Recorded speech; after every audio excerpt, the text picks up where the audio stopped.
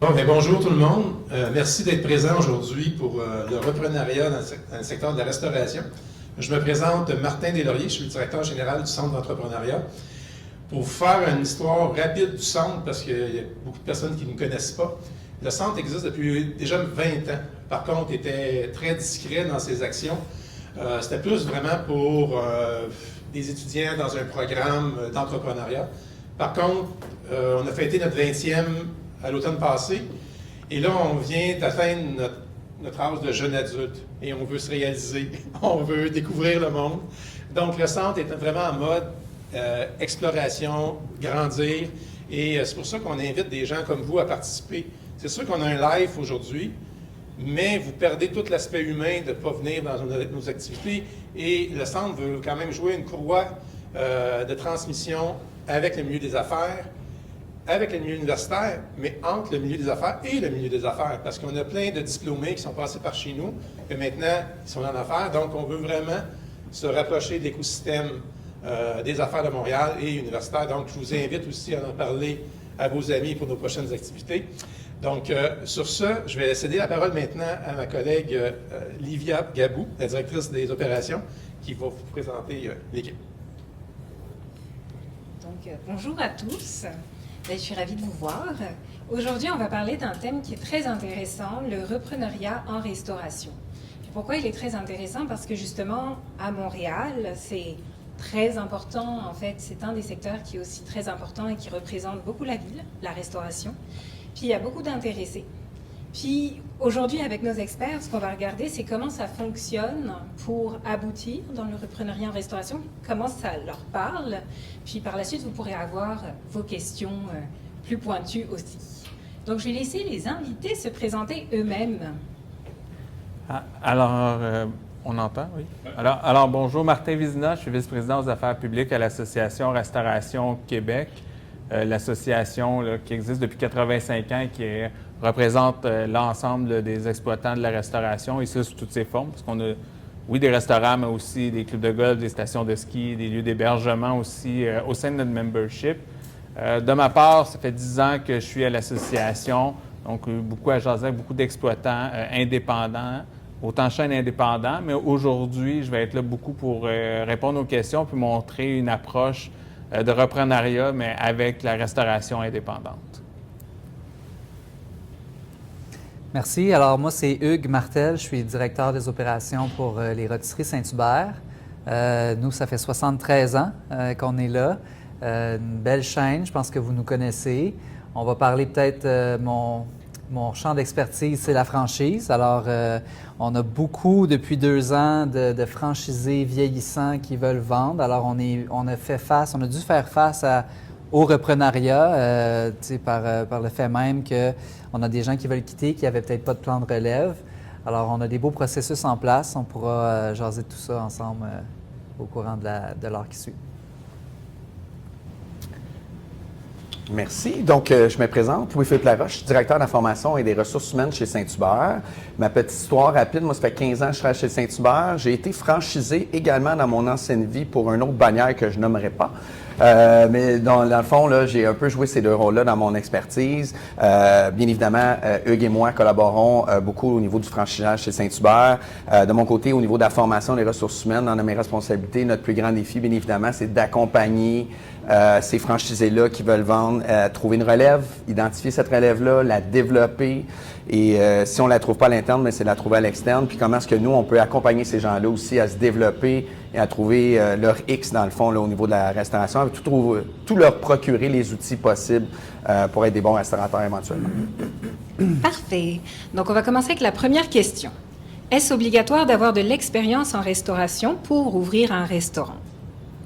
Bien, non. La réponse simple, c'est non. Ce qui doit être obligatoire, c'est d'être conscient des défis que la restauration amène. On peut avoir géré des entreprises, on peut être un entrepreneur né, mais la restauration, c'est 24/7, comme on aime le dire. Les défis sont importants. C'est le plus beau métier du monde. On nourrit les gens. C'est des grosses familles en restaurant. C'est intéressant de vivre la restauration.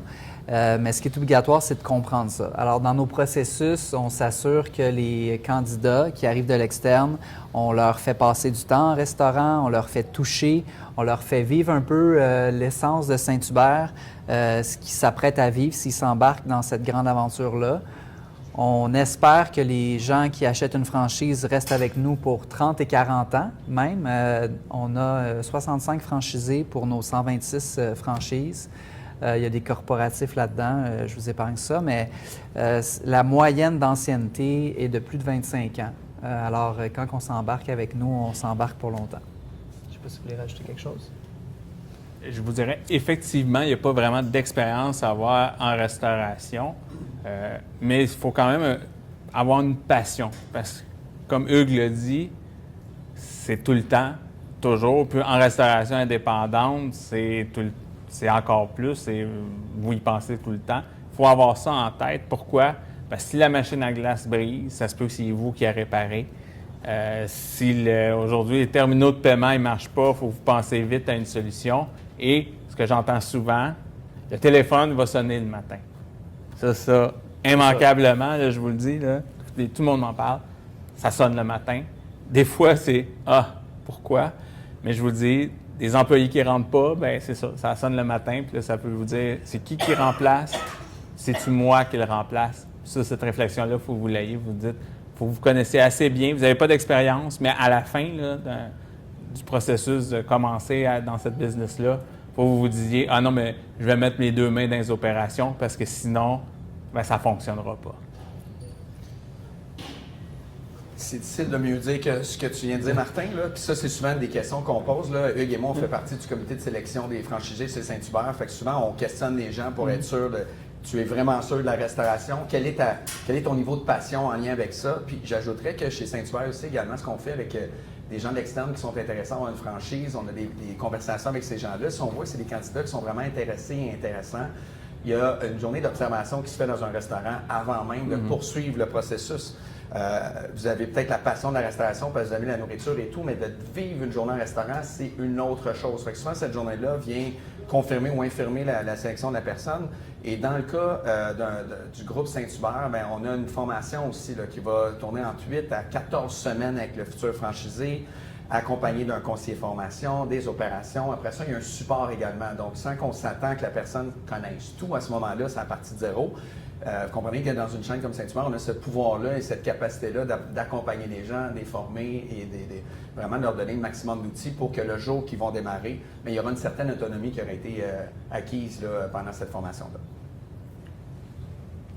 On est négatif un peu, là, mais sachez que c'est le fun quand même, la restauration. Je le dis souvent. Je l'ai dit tantôt. On est encore là. C'est ça, moi, tu l'as dit. Parce que là, je dis, je repensais à ça, mais je veux juste qu'on soit bien clair. Là, ça va tout de même. Il y a un plaisir quand même dans le travail, puis il y a des gens qui sont là depuis très longtemps. Mais on donne toujours cet avertissement-là, parce que c'est vrai que contrairement à d'autres secteurs d'activité, on est les 2 mains dans les opérations. Quelles sont les compétences clés recherchées pour un franchisé ou pour un restaurateur indépendant? Je dirais comme compétence clé, ça va paraître surprenant, ce n'est pas savoir faire à manger. Ça aide. Vous allez avoir un chef en restauration indépendante pour le faire, puis vous allez apprendre avec lui. La vraie compétence, je le dis depuis 10 ans, savoir compter. Ça prend un bagage de gestion. Ça prend vraiment ça. Dans l'indépendant, je vous le dis, je vais compter des histoires, là, mais des gens qui ont fait le pricing de leur menu juste basé sur ce qui se faisait autour peut être compétitif, mais qui n'ont pas calculé combien était leur coût de leur assiette, j'en ai vu. Puis ça existe. Et c'est pour ça que je dis à tout le monde, la meilleure compétence que vous pouvez avoir, c'est avoir les compétences de gestion, savoir être capable de doser les aliments, c'est-à-dire de standardiser vos aliments à un certain standard.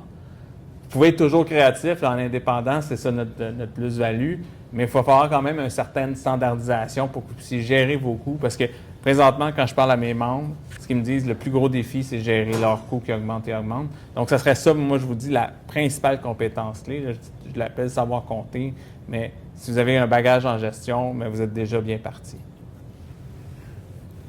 Je suis tout à fait en accord avec toi, Martin. Puis même chez Saint-Hubert, où la structure est là, le prix des plats est compté, on a un service de finances qui s'occupe de tout ça, on a un conseil de gestion qui valide les augmentations de prix et tout qu'on fait. Il faut quand même savoir compter, il faut savoir faire des inventaires, il faut s'assurer que dans l'opération, on ne perd pas de stock. Dépendamment du volume de vente qu'on fait aussi, bien, perdre des aliments, ça peut coûter cher à la fin du mois. Ça peut être ces petites pertes-là qui font en sorte que l'année peut être négative ou pas. Alors oui, savoir compter, c'est un atout. Là, je vais mettre mon chapeau aux ressources humaines parce qu'il faut savoir compter, mais on a une ressource première dans des restaurants, c'est les employés. Donc, oui, je suis 100% d'accord. J'ajoute à ça vraiment la gestion de personnel, les compétences. Et on ne se mentira pas, là, à moins que vous avez été caché dans une grotte dans les 4 dernières années, là, le mot pénurie de main-d'œuvre, je ne pense pas que c'est la première fois que vous allez entendre ça aujourd'hui. La pénurie s'estompe tranquillement. On n'est pas en train de dire qu'elle disparaît complètement, mais elle s'estompe. Mais peu importe qu'elle soit là ou pas, la mobilisation des employés, c'est notre matière première. Allez dans un restaurant où les employés sont malheureux, vous allez le ressentir rapidement dans votre expérience, puis il y a des bonnes chances que vous ne retournerez pas dans ce restaurant-là. Fait qu'en tant que franchisé, gestionnaire, on se doit de mobiliser ces gens-là. On se doit d'aider à faire leurs compétences, des aider à se développer, des aider à trouver leur X, leur force, tout ça. Donc, être compétent au niveau de la gestion du personnel, un bon leadership, être capable de mobiliser, déléguer ces gens, c'est vraiment ultra important. Parce que sans nos employés, vous allez voir que le service est très long dans un restaurant sans employés. Donc, c'est extrêmement important d'avoir cette compétence-là qui s'ajoute bien évidemment au volet financier là, que Martin et Hugues viennent de mentionner. Puis, au niveau de la distinction entre une franchise et puis un indépendant, est-ce qu'il y a des avantages, des inconvénients à se tourner vers l'une ou l'autre forme dans la reprise d'entreprise? Je vais commencer pour indépendant. Je l'ai parlé tantôt. L'indépendant, ça vous permet de faire votre concept. Donc, c'est vous qui vous avez pensé tout votre concept, toutes les idées que vous avez eues, vous allez pouvoir le faire. Vous voulez acheter, on en a parlé tantôt, mais du boulanger en face de chez vous, mais en tant qu'indépendant, vous pouvez. Vous avez plus de liberté à ce niveau-là. Il y a moins de structure, mais c'est ça l'avantage. Au niveau de la créativité, vous pouvez développer votre concept et peut-être à la longue, bien, votre concept a tellement bien fonctionné, vous avez eu un bon modèle d'opération. Et là, vous pourrez peut-être aller plus loin en disant je vais faire plusieurs unités. Et après, parce que c'est ça, Saint-Hubert, c'est ça l'histoire aussi. Là. C'est un indépendant au départ, là, c'est une famille. Mais à la fin, c'est devenu une grande bannière reconnue partout. Mais ça peut être ça. On peut développer comme ça. Mais au début, l'avantage de l'indépendance, c'est ça. Le désavantage, c'est que vous êtes tout seul. Financièrement, vous êtes tout seul. La banque, quand vous allez le voir, vous allez leur demander du financement, ça risque d'être pas un beau moment dans votre vie. Parce qu'ils vont vous dire soit non, soit ils vont vous rire. Donc, c'est pas... Le financement, là, c'est du love money en grosse partie, là. C'est ça qu'il faut vous constituer votre capital. Donc, ça, vraiment, le désavantage, c'est que vous êtes tout seul.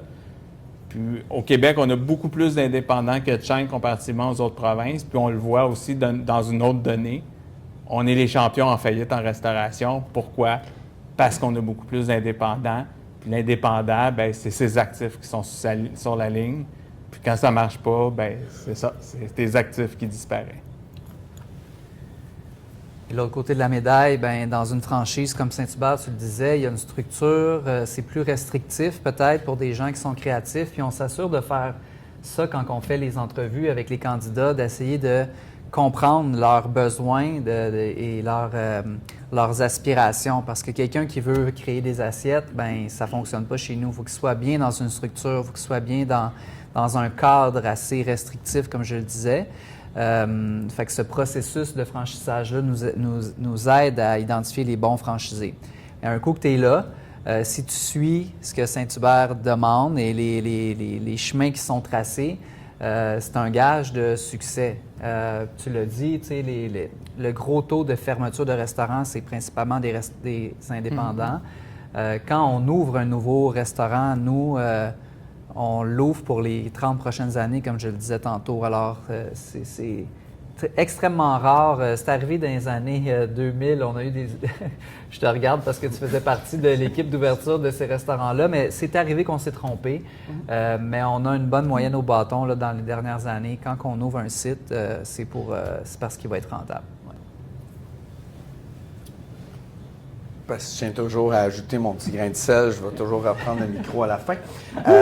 Mais aussi, ajouter à ça également, là, si je garde mon chapeau Saint-Hubert, l'avantage aussi d'être dans un réseau comme Saint-Hubert, ça donne accès peut-être à des outils que vous n'auriez pas nécessairement, seraient peut-être pas en moyen au niveau d'un indépendant. Là. Tu sais, quand on parle d'outils de formation, qu'on a des plateformes de formation qui coûtent quand même des grosses fortunes à avoir, des plateformes d'attraction des talents, un site Internet, il y a beaucoup de choses comme ça que le marketing, plein de choses comme ça que autant du temps à investir, qui est toujours plus difficile à peut-être aller trouver, autant aussi des niveaux des investissements. Quand on parle de plateformes qui coûtent des 100 000 quoi que ce soit, c'est sûr qu'un indépendant n'a peut-être pas les moyens, va trouver un autre moyen qui sera peut-être moins efficace, mais va finir par trouver son moyen. Le fait d'être avec une bannière comme Saint-Hubert, ça permet, entre autres, d'avoir accès à ce genre d'outils-là également, là, par le fait d'avoir une synergie par le réseau puis d'un pouvoir d'achat également. Puis, au niveau de l'intégration d'un plan de relève dans une reprise d'entreprise, c'est quoi votre vision par rapport à ce fameux plan de relève? Je vais garder le micro. Ah ouais? Pour le plan de relève, là, présentement, chez Saint-Hubert, on est en train de travailler à mettre un plan un petit peu plus exhaustif que ce qu'on a présentement. Ceci étant dit, présentement, on a quand même, là, je le mentionnais tantôt, Hugues et moi, on fait partie du comité de sélection. Donc, quand on rencontre des gens qui sont intéressés à l'interne chez Saint-Hubert, il y a un comité de présélection, on rencontre ces gens-là. Par la suite, d'un coup que les gens sont identifiés comme étant un bon potentiel. Et encore une fois, un win-win, la personne est intéressée et on est intéressé également. Souvent, ça va être une rencontre qui peut se faire avec un psychologue industriel, puis on va aller évaluer un peu les compétences de la personne en lien avec les compétences recherchées au niveau de la restauration, au niveau d'un franchisé. Donc, le volet plus stratégique, le développement de marché, ces choses-là. Donc, on a un topo qui ressort à partir de ce moment-là. Et moi, en tant que directeur des ressources humaines, j'accompagne ces gens-là à établir un plan de développement puis à faire le suivi des prochaines étapes. Le plan de développement, c'est toujours la personne qui en est le propriétaire. Donc, on n'a pas de timeline précise à dire combien de temps ça prend de développer parce que les gens ne partent pas toujours de la même place. Mais on a toujours cet accompagnement là, qui va venir. Puis éventuellement, on est en train de développer peut-être une approche différente pour vraiment mousser davantage ces candidatures à l'interne qui connaissent la culture d'entreprise, qui connaissent les opérations Saint-Hubert, qui n'ont peut-être pas les moyens. Fait qu'il faut essayer de trouver quels sont les prochains moyens qu'on pourrait découvrir pour peut-être permettre à cette population-là, qui n'est peut-être pas nécessairement nantie au niveau financier pour avoir la franchise, mais qui a les compétences, qui a la culture Saint-Hubert, c'est là-dessus qu'on est en train de travailler pour essayer de développer ces gens-là, puis probablement augmenter aussi notre potentiel de futurs franchisés. Je vous dirais, au niveau indépendant, c'est une lacune. Des plans de relève ne sont pas nécessairement identifiés. Mais des occasions d'affaires en reprenariat dans la restauration indépendante, il y en a énormément. Nous, on a beaucoup d'appels de nos membres plus âgés qui sont vraiment dans ce mode-là, qui veulent vendre leur restaurant parce qu'ils sont rendus à la retraite. Puis là, ils sont prêts à passer à l'autre étape. Nous, on peut essayer de les guider. On les envoie souvent au centre de transfert d'entreprise pour le faire. En tant qu'acquéreur, l'enjeu qu'on voit de plus en plus, c'est ça, c'est qu'on essaie de trouver des acquéreurs. C'est difficile. Souvent, on va cerner les employés comme étant le premier, je vous dirais, bassin à regarder. Des fois, l'employé était bien dans ses chaussures d'employé, puis découvre l'autre côté. Des fois, j'ai des histoires de non, finalement, je n'embarquerai pas. Mais ce qu'on entend beaucoup dans les belles histoires de reprenariat, je vous dirais, la clé, c'est le financement par le vendeur. Puis ça, on en a beaucoup. Je vous dirais, là, c'est le modèle qui fonctionne actuellement. Là, j'ai beaucoup de belles histoires qui ont très bien fonctionné. Puis j'en venais une nouvelle cette semaine là, avec l'Auberge Dragon Rouge qui était aussi dans ce système-là. On a eu une vente des parts, au moins 75 % une relève qui va s'occuper des opérations. Le vendeur demeure là, comme ça, peut le guider. Puis ça, c'est quelque chose d'intéressant parce qu'il peut s'occuper de certains mandats spéciaux et tout ça. Donc, peut guider aussi celui qui devient l'opérateur. Donc, c'est vraiment dans cette logique-là de voir de plus en plus de faire que le vendeur soit impliqué dans la transaction puis dans la suite, justement pour guider le nouveau, qui n'a peut-être pas des compétences, ou en tout cas l'acheteur, à la réalité d'avoir un restaurant. Puis à la longue, mais à la fin, selon un processus qui a été bien établi dans un contrat, bien, l'acheteur, à travers les bénéfices de l'établissement, bien, réussit à racheter le vendeur Et on voit vraiment que c'est le modèle qui semble fonctionner là, actuellement. On va voir s'il y a d'autres modèles, peut-être si des employés en termes d'entrepreneuriat collectif, parce qu'il y a des subventions à aller chercher. On va voir si ce modèle-là peut fonctionner, mais vraiment, le meilleur modèle, c'est faites une entente avec le vendeur pour qu'il soit encore là pour vous accompagner et que, justement, vous pouvez racheter ses parts pendant une durée de temps. Et je peux ajouter juste un petit truc. On a ce même genre de processus-là à l'interne, tu le disais, Louis-Philippe, puis on voit que c'est ce qui fonctionne le mieux, en fait. Parce que quand les gens font partie de la culture, que ce soit un indépendant ou une franchise, qui ont vécu, qui ont vu, c'est les meilleurs repreneurs. Je ne sais pas si c'est le bon terme, mais en tout cas, vous comprenez ce que je veux dire. Quand on arrive avec des gens de l'externe, des fois, c'est un petit peu plus dur d'intégrer une culture.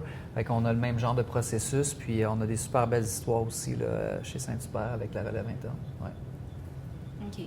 Donc, c'est davantage les employés, finalement, dans vos statistiques, qui arrivent à reprendre, ou c'est plus les personnes de la famille, ou est-ce que, c'est quoi vraiment la tendance? Bien, chez nous, ça va être des gestionnaires.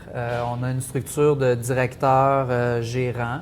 Alors, c'est souvent des directeurs qui sont là depuis des années, qui ont eu la chance peut-être d'avoir des actions financées encore là par le propriétaire, 10, 15, puis là, à un moment donné, ben le propriétaire veut quitter. Alors, OK, c'est quoi, quel plan on fait pour racheter en totalité ou une partie? Comme tu disais, des fois, on aime beaucoup que les propriétaires restent un peu comme mentorat pendant quelques années aussi pour supporter tout ça, parce que ça peut être gros au début. Mais fait que c'est ça. Fait que c'est au niveau des directeurs. Oui, il y a de la famille, mais souvent, la famille vont passer par les mêmes processus. Fait qu'on a beaucoup de franchisés qui ont des enfants qui travaillent dans le restaurant.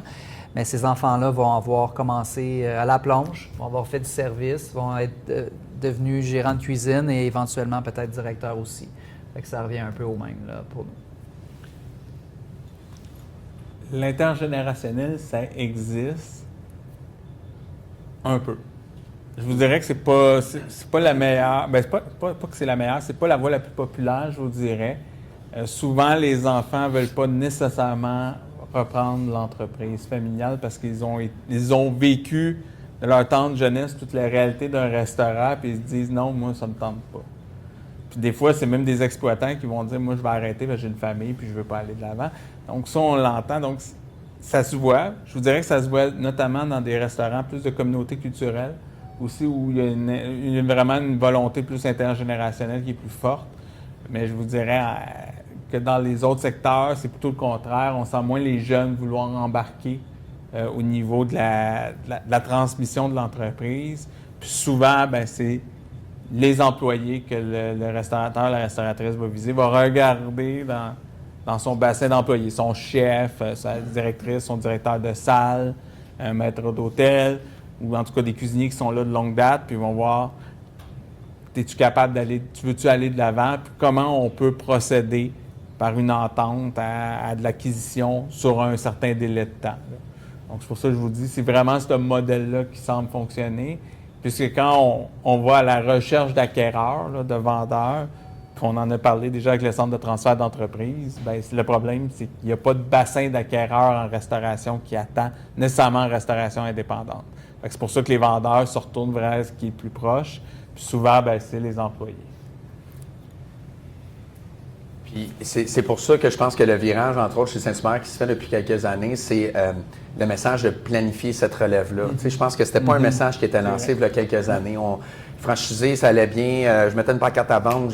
C'est comme je vendais une maison. Là, j'ai un line-up puis j'ai de la surenchère pratiquement, ce qui n'est plus le cas pour plein de bonnes et moins bonnes raisons. Fait que, tu sais, notre message qu'on lance beaucoup avec nos franchisés aussi, c'est de dire est-ce que dans les 10 prochaines années, tu planifies vendre? Si oui, on commence tout de suite la machine de planification. Est-ce que ta relève est à l'interne? Si elle ne l'est pas, c'est où qu'on va la trouver? Comment qu'on va la développer?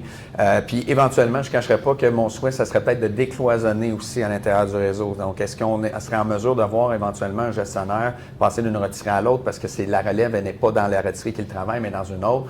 Éventuellement, je pense que c'est des questions qu'on va devoir se poser pour un réseau comme Saint-Hubert, pour toutes les bonnes raisons qu'on a mentionnées, la relève n'étant pas très en quantité suffisante.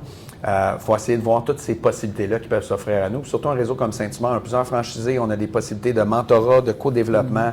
On a une structure intéressante pour générer ce développement-là à l'interne. Mais au risque de me répéter, là, la planification à l'avance est un terme qu'on utilise de plus en plus et que je crois que c'est ça qui va assurer la pérennité d'une entreprise comme Saint-Hubert également. Parfait. Donc là, je vais aller sur des questions un petit peu plus spécifiques à chacun des interlocuteurs. Pour Saint-Hubert, le développement des compétences et la formation des employés, afin d'avoir des équipes qualifiées, c'est un défi pour plusieurs entreprises. Comment avez-vous structuré votre modèle de recrutement pour y intégrer la formation spécifique Saint-Hubert? Bon, si je vois la formation en général, là, dès qu'on embauche un employé chez Saint-Hubert, on a de la formation en ligne, donc une plateforme de formation, accessibilité à ça. Chaque restaurant a une structure de formation aussi chez Saint-Hubert. Donc, on a un responsable de la formation, des formateurs formés. Donc, tu sais, on le sait, si vous êtes en affaires, vous le savez, les premières journées d'un employé, c'est là qu'il décide s'il reste ou il ne reste pas. Donc, cette porte d'entrée-là est ultra importante. Au-delà de ça, ce qu'on a chez Saint-Hubert également, on a l'Université Saint-Hubert. C'est une entité qui existe depuis 40 ans. Donc, c'est un legs très, très ancré dans la culture de l'entreprise chez Saint-Hubert que M. Léger, à l'époque, avait démarré. L'Université Saint-Hubert, ce que ça sert, c'est que ce n'est pas de la formation à la tâche, mais du développement qu'on va chercher. Donc, je suis capable de faire mon travail à tous les jours, mais en allant à l'Université Saint-Hubert, je vais me développer à parfaire des choses un peu plus. Donc, au niveau de la supervision, de la gestion, donc on a 4 programmes qui roulent à l'intérieur de l'Université Saint-Hubert. Un peu plus, il y en a qui sont plus générales, il y en a qui sont plus au niveau de la cuisine, du service, il y en a d'autres où c'est vraiment développer la relève comme telle. Donc, à travers ces programmes-là, je pense que Saint-Hubert sort un petit peu du lot. Donc, c'est pour ça que des fois, on peut commencer chez Saint-Hubert sans expérience, sans rien, mais l'Université Saint-Hubert vient nous récupérer un peu en quelque part, donner peut-être ces notions-là. Parce qu'être gestionnaire en restauration, c'est pas toujours un choix de carrière qu'on a décidé quand on avait 12 ans, puis c'est ça que je veux faire. Des fois, c'est un parcours qui arrive comme ça, que c'était pas nécessairement prévu. Donc, j'ai peut-être pas été chercher les compétences que j'avais besoin parce que c'était pas là que je m'en allais. Mais finalement, me rendre là, ben j'ai besoin de plus de compétences parce que je le vois bien. Mais c'est là que l'Université Saint-Hubert vient vraiment intéressant. Il y a des notions très générales qui se donnent là-dedans, mais on a aussi bien saint-huberisé, comme je m'amuse à dire, certaines notions théoriques pour que les gens puissent avoir quand même des notions de gestion, mais tout de suite les mettre en contexte Saint-Hubert. On est des conseillers en formation et ressources humaines qui accompagnent ces gens-là avec un plan de développement. Donc, on a quand même un système quand même bien construit chez Saint-Hubert pour assurer, puis pas nécessairement pour devenir franchisé. Des fois, c'est tout simplement pour devenir un meilleur gestionnaire ou créer là, justement un gestionnaire de demain qui pourrait travailler dans notre marché du travail. Donc, on a quand même une structure bien étoffée là, pour développer des compétences chez nos gens chez nous. Parfait. Puis d'après les statistiques de l'Agence du revenu du Québec, 44% des restaurants ferment après 3 ans. En tenant compte de cette réalité combinée à la baisse des ventes, de l'achalandage, quels sont selon vous les moyens plus efficaces pour évaluer et atténuer les risques liés au repreneuriat? Juste dire, la RQ, c'était pas l'Agence du revenu du Québec, c'était l'Association Restauration Québec, c'est nos chiffres. Je suis très à l'aise, le chiffre est bon. Je vous le dis, c'est clair. C'est toi qui les as donnés? Ouais. Je sais, non, en tout cas, vous les avez pris, mais le chiffre est bon. C'est pas l'Agence du revenu du Québec. Je parle avec eux pour d'autres choses beaucoup plus agréables. En tout cas. Donc, mais votre question, elle est bonne. Qu'est-ce qu'il faut penser? Parce qu'effectivement, un indépendant, il n'y a pas la structure qu'on parle. Il y a quand même de la formation qui peut se donner. Nous, à l'association, on essaie le plus possible de former. On est en santé et sécurité au travail. On a vraiment plusieurs options de formation là, qu'on a à faire à nos membres. Mais si vous êtes vraiment dans un processus, je vous dirais, de repreneuriat d'une restauration indépendante, que vous voulez voir, il faut vraiment faire votre due diligence vraiment de façon, je vous dirais, donner beaucoup de temps là-dessus. Regardez beaucoup le bilan financier, les états des résultats. Pourquoi? Parce que souvent, ce sont des indépendants que ça fait 35 ans, 45 ans, ils ont mis à peu près toute leur vie, leurs enfants ont été élevés dans la cuisine. Le sentimental puis l'émotion là, est partout dans les murs, va être partout dans l'évaluation de l'entreprise aussi. Donc, il faut vous assurer de bien quantifier le goodwill que peut-être le vendeur veut faire. Parce que, comme je vous dis, il y a beaucoup d'émotions qui est associées avec ça. Donc, bien l'évaluer. Regardez bien l'achalandage, regardez les ventes pendant une bonne période de temps. Juste bien vous assurer que effectivement vous allez acquérir à un bon prix, mais que aussi il y a un achalandage, puis un concept qui est bien imprégné au niveau local, ce qui fait que même si on change de propriétaire, vous allez avoir encore cette clientèle-là qui vient. Ou sinon, vous pouvez aller dans un autre gamme, vous dites, moi, c'est vraiment l'emplacement. Bien là, il faut que vous analysez l'emplacement en disant, en fonction du nouveau concept que vous voulez faire, peut-être que vous voulez juste racheter le fonds de commerce. Dans ce cas-là, il faut vraiment avoir cette pensée, est-ce que ça va bien s'imprégner au niveau local? Peut-être un dernier conseil aussi, c'est l'immobilier vient avec, c'est déjà un bon point. Avec les chaînes, souvent, ça va. Les chaînes, ça va être eux qui vont gérer l'immobilier. Mais là, si vous avez l'immobilier avec, mais disons, vous partez avec un peu d'avance. Parce que là, vous allez avoir un actif. Parce que la majorité en restauration indépendante, c'est du locatif avec un loyer. Donc, un loyer aux 5 ans. Vous ne savez pas dans 5 ans comment le propriétaire va décider qu'il augmente. Puis des fois, ça peut vraiment changer votre carrière ou votre ambition en tant qu'entrepreneur parce que là, vous augmentez de 25 parce que là, il a vu qu'aux alentours, il peut aller chercher ça parce qu'il y a eu Starbucks puis Tim qui s'est installé. Puis eux, ils ont été chercher des bons loyers. Puis ça se parle, la communauté de propriétaires, je vous le dis, là, ça se mémère beaucoup. Ça se dit les prix qu'ils payent au pied carré. Là, s'ils voient qu'il y a des chaînes qui commencent à s'implanter, mais surtout des chaînes de restauration rapide, s'implantent, là, ils savent que là, ils peuvent demander plus cher, puis souvent, ils sortent des indépendants. Donc, c'est ça le défi, des fois, dans l'entrepreneuriat, c'est d'être en loyer. Sachez que vous vivez de votre bail. Vous ne savez pas quand vous allez dans 5-10 ans où ça va être ce prix-là, puis est-ce que ça va rentrer dans votre structure de coût.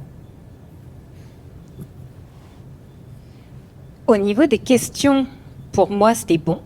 Est-ce que vous avez des questions à poser aux invités qui vous viennent à l'esprit? Dans le financement, qui va la pointe, cabinet conseil en financement d'entreprise, puis on pas tant de reprenariat, mais plus de en national qu'à se poser la question. On le sait là, que les banques d'institutions financières sont pas tant là pour un nouveau joueur qui peut dans sa rénovation, dans son restaurant. Mais dans l'entrepreneuriat, si on a un historique du lieu, du site avec des revenus de financiers, on a un propriétaire qui va rester 2 ans, mettons. Est-ce qu'il y a des joueurs au Québec qui vont dire, moi, si ça vaut 100 000 de chiffre fort, moi, je suis là pour 20 ou 25 000. Je ne suis pas là pour 50, 80 000, mais pour 20 25 000, je dirais dans la transaction. Le reste, c'est évidemment le propriétaire cédant qui va faire sa structure de vente avec le repreneur. Est-ce qu'il y a des joueurs au Québec? Et puis là, je pense que Saint-Hubert aussi, est-ce que vous autres, est-ce que vous avez un partenariat qui se dessine avec une institution financière pour qu'il y ait une portion pour le cédant à closer? Comment ça fonctionne? Je vais commencer aussi. Je vais juste commencer en indépendant. Oui, il y a peut-être possibilité d'avoir du financement bancaire de quelqu'un qui est solide, qui a des bons chiffres, mais ça reste quand même quelque chose de difficile. Je vais donner un autre exemple d'un membre qui m'a déjà dit qu'il ouvrait une autre unité, puis il faut quand même qu'il fasse tout le parcours avec sa banque. C'est sa 5e unité qu'il ouvre, là. Il est rentable, tout le monde le sait, mais ils vont poser des questions à Caisse populaire pour justement le financement. Puis même c'est toujours ça. Il y a toujours une crainte au niveau de la restauration indépendante. Même si les chiffres sont bons, le risque est plus élevé. Donc, ça ne veut pas dire... Là, il y a plus de chances qu'il y en ait, parce que si c'est solide, des bilans financiers solides, on voit que la rentabilité est au rendez-vous depuis 10 ans, tout ça, il y a des chances qu'il y en ait, mais ça reste quand même un bon travail là, pour aller convaincre le conseiller à accorder le financement. Bien, c'est ça, c'est un peu différent chez Saint-Hubert, on peut le penser, grâce à la force de la bannière. On a des partenariats. On a des partenariats avec la Banque nationale. On a des représentants ici aujourd'hui, ceux qui commanditent notre événement. On a deux autres partenaires là, financiers qui vont faire des projets avec nous, qui connaissent nos paramètres et nos barèmes. Alors, c'est très strict. C'est sûr qu'avoir j'aime le dire, le coq en avant de la porte, c'est un gage de succès, je le disais tantôt, mais ça fait que les partenaires aussi sont peut-être moins frileux à s'avancer. Malgré qu'il y a des paramètres très stricts en pourcentage d'investissement de la part de celui qui va acheter, on ne peut pas descendre en bas d'un certain pourcentage. Là. On ne peut pas financer 100% d'une entreprise. Ça serait un peu idiot de penser qu'en 7 ans, on peut rembourser 100% d'un Saint-Hubert. C'est des contrats de 10 ans, fait que c'est des prêts sur 7 ans, la majorité. Fait ils nous connaissent bien, puis on fait nos devoirs. Là, quand on va présenter un dossier, on est pas mal certain que ça va être accepté là, à ce niveau-là. Je ne sais pas si on a bien répondu à votre question. En fait, est-ce que votre réponse est en fonction du reprenariat ou d'un nouvel acquérant? Oui, bien en fait, les deux, c'est la même chose. Oui. Où on va avoir peut-être une différence, c'est si on a un reprenariat à l'interne où là, il n'y a pas d'achat d'actions, c'est financé par le propriétaire, ça va être différent. Mais si c'est un reprenariat de l'externe, quelqu'un qui rachète un Saint-Hubert ou on ouvre un nouveau Saint-Hubert, les paramètres sont les mêmes là, au niveau du financement.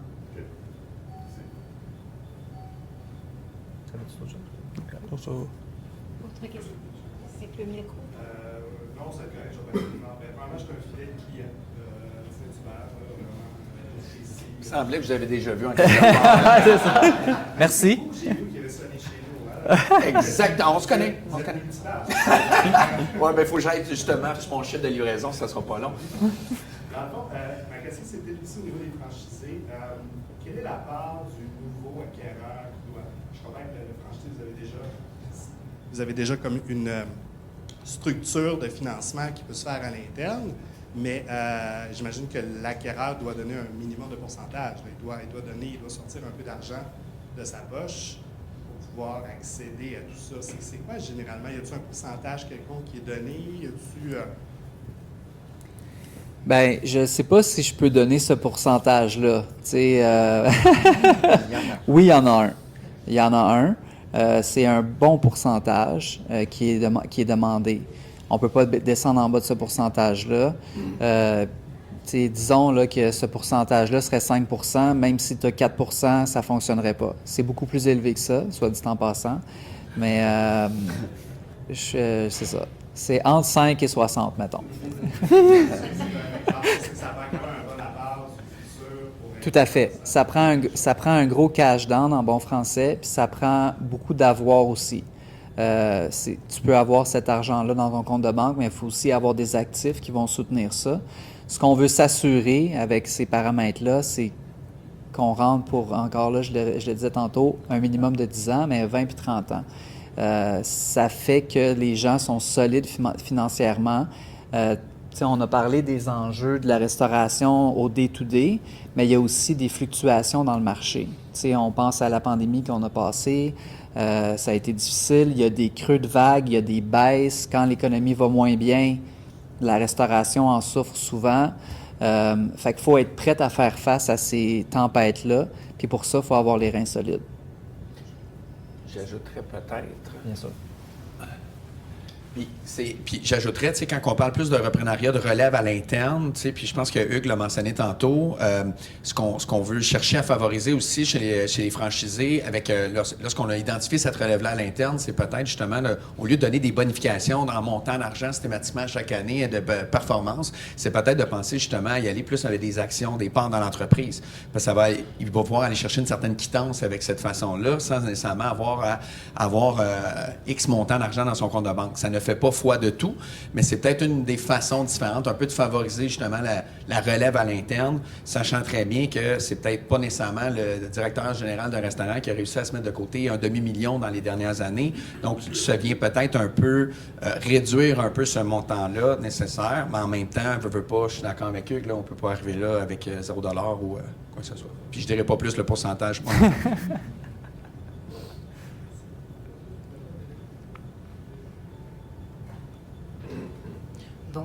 Moi, j'avais quand même une question. Au niveau des reprises d'entreprises que vous avez vues, est-ce que vous voyez une tendance au niveau de l'âge? Est-ce que c'est plutôt des jeunes? Est-ce que c'est des personnes qui changent de carrière puis qui décident de se lancer dans la restauration? Qu'est-ce que vous avez identifié comme tendance? Bien, on en voit de toutes les sortes. On a rencontré un candidat cette semaine. C'était quelqu'un qui avait changé de carrière à 45 ans, qui était en finance. Il travaillait à la bourse, puis il a décidé de se lancer en restauration. Il y avait cette passion-là de l'entrepreneuriat, puis il y a eu la piqûre de la restauration, parce qu'on le disait tantôt, c'est intéressant et c'est le fun de travailler en restauration. On a des jeunes qui savent pas trop, qui ont peut-être un intérêt pour la bouffe, puis qui se dirigent vers ça. Encore là, il faut avoir la fibre entrepreneuriale. Fait que, il y a un peu de tout, je te dirais. Il n'y a pas d'âge précis, là, de notre côté, en fait, de ce que je vois là, dans notre bassin de candidats. Je suis entièrement d'accord. C'est pas une question d'âge. On en a vu des gens, des fois, pour une auberge que j'ai vu en reprenariat, on était plus dans du 45-50 ans, qui étaient en reprenariat, qui voulaient s'installer en région, puis qui ont acquis une auberge avec un restaurant, qui ont été financés en reprenariat. On le voit. On peut voir des jeunes, on peut voir des moins jeunes, on peut voir des gens qui sont de la restauration puis qui sont dit qui avaient un établissement.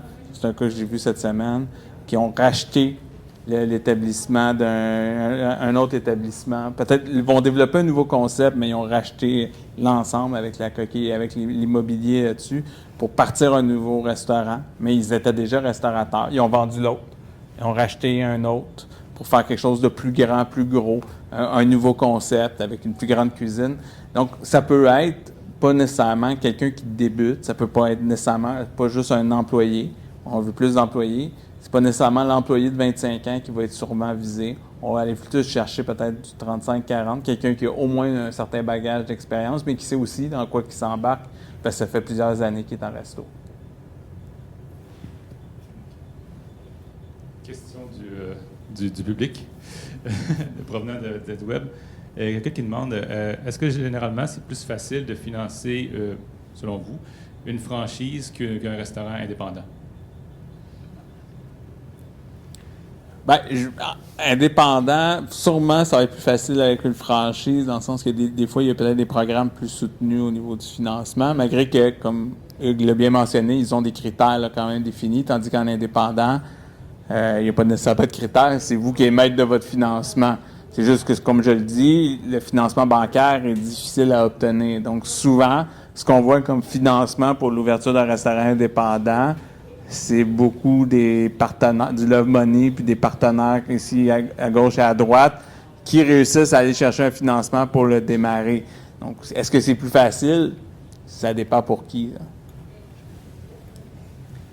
Non, je pense pas que c'est facile. Ça dépend de la grosseur de l'entreprise aussi qu'on achète, que ce soit un indépendant, une institution avec un état financier, un bilan financier hors norme, mais ça va coûter plus cher. Le financement va être peut-être plus difficile à obtenir. Même chose pour des Saint-Hubert. On en a des plus petits, des plus gros, avec des ventes différentes. C'est sûr que la facilité peut peut-être être dans les plans qui sont déjà faits pour Saint-Hubert, qui sont peut-être pas faits. Fait que le démarchage de recherche de financement est peut-être plus facile chez nous.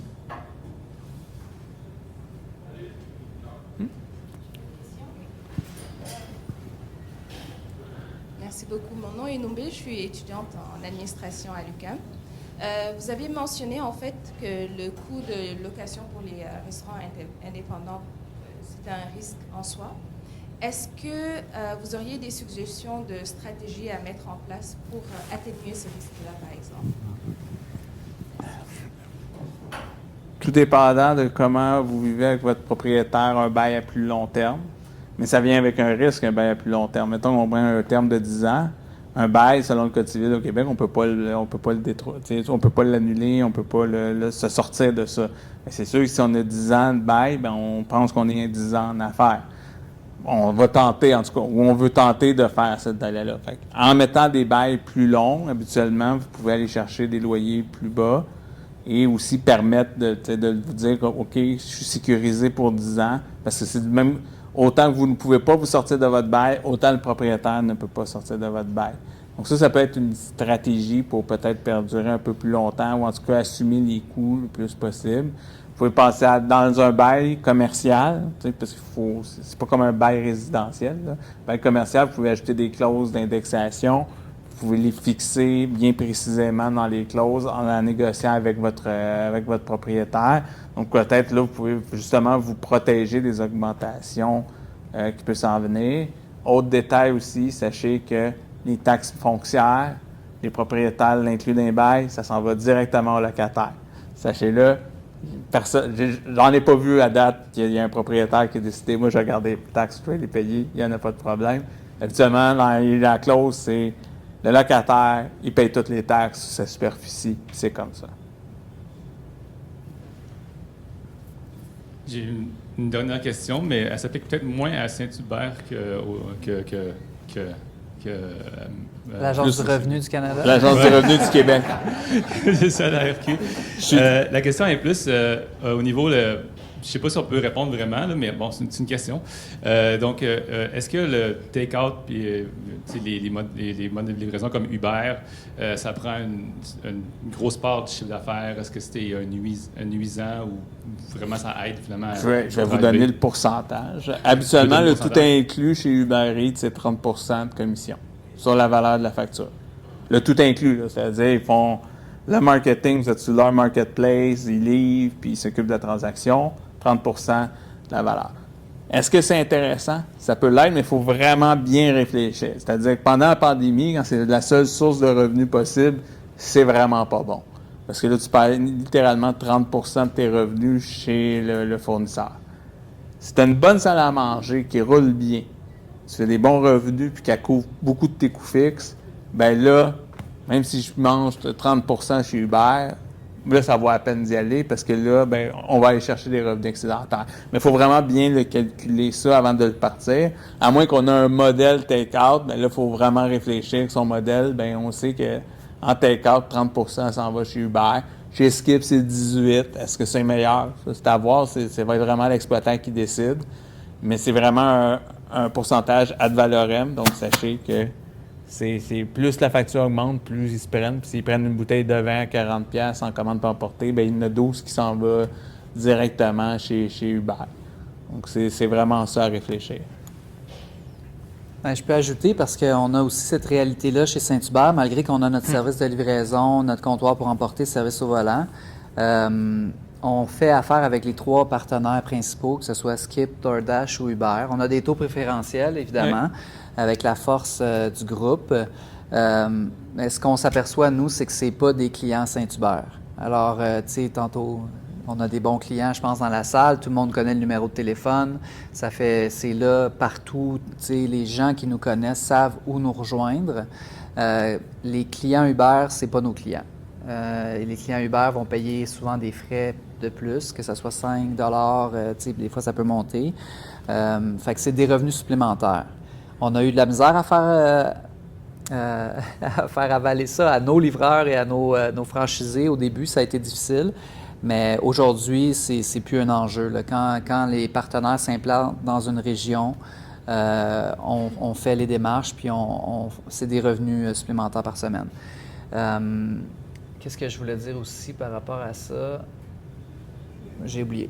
Si ça me revient, mais bref, c'est vraiment quelque chose. Ah oui, c'est ça, tu parlais de taux. Excuse-moi, tu parlais de taux, mais quand on parle d'un service de livraison, mettons comme nous, avec une flotte de livraison, des livreurs et tout, bien, le pourcentage de coûts supplémentaires, c'est assez aux alentours de 18-20 % quand même. Fait que, tu sais, ce coût-là, il est nécessaire à payer ces livreurs-là, à payer tout. Mais on vit la même chose avec nos flottes là, de livraison. Je vous dirais, l'autre défi avec les tiers, c'est que vous ne connaissez pas les clients. L'avantage, par exemple, Saint-Hubert, quand on fait une commande en ligne, pour moi, je ne me rappelle pas du numéro, je commande en ligne. C'est pour ça, on connaît le client. On sait que c'est Martin Vézina qui a commandé un corps cuisse avec un hot chicken viande brune. On sait que c'est lui, puis on peut faire du data avec ça, puis le marketing peut se mettre là-dessus. Avec Uber, même un indépendant, ils ne sont pas là encore, mais on souhaite vraiment qu'on commence à développer le marketing relationnel encore plus important dans l'industrie. Mais je vous dirais, l'enjeu, quand on fonctionne avec ces joueurs-là, c'est tout ce que je sais du client, c'est qu'il s'appelle Martin, puis il a commandé un chicken, viande brune, puis une cuisse. Mais je ne sais pas où il habite, je ne sais pas son numéro, je serais incapable de l'identifier dans ma base de données pour pouvoir, après, faire une segmentation de ce client-là. Puis ça, c'est nous, ce qu'on trouve un des plus gros problèmes avec ces plateformes-là, c'est ça, c'est qu'on ne peut pas profiter de cette connaissance-là du client parce qu'on c'est Martin. C'est tout ce qu'on sait. Le livreur va dire Martin quand on va venir chercher sa commande. Excellent. Merci. Bon, ben sur ce, quel serait votre mot de la fin pour nous laisser repartir avec un enthousiasme pour reprendre des entreprises dans la restauration? On parle beaucoup de chiffres, on parle beaucoup de choses. Puis on a dit, il y a bien des choses en restauration, tout ça. Puis vous voyez avec la presse, puis on essaie de moduler notre message pour être plus positif comme secteur. Mais sachez qu'il y a des gens qui font carrière, qui apprécient ça. Donc, ça peut être une belle façon de faire carrière. Puis quand on va en reprenariat, on peut au moins profiter peut-être d'une marque forte, comme un indépendant, comme une chaîne, mais de profiter de quelque chose qui est déjà bien construit, des bonnes bases sur lesquelles vous pourrez aller un peu plus loin.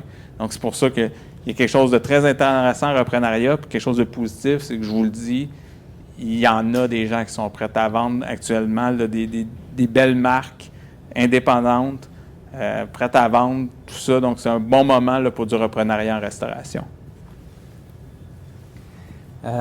Puis, tu sais, je l'ai dit tantôt, je crois que c'est stimulant, travailler en restauration. Moi, je suis un de ceux qui ne savaient pas trop où se diriger dans la vingtaine. J'ai commencé dans les cuisines, dans les restaurants. J'ai eu la piqûre, puis j'ai fait mon chemin jusqu'au siège social. Il y en a qui font le même chemin que moi, puis qui achètent des restaurants.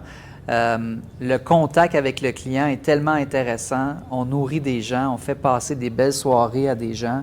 Ça vaut de l'or. Quand on passe des soirées on a fait la guerre, ça a bien été, puis on sort de là, on a eu chaud, mais on est satisfait du travail accompli.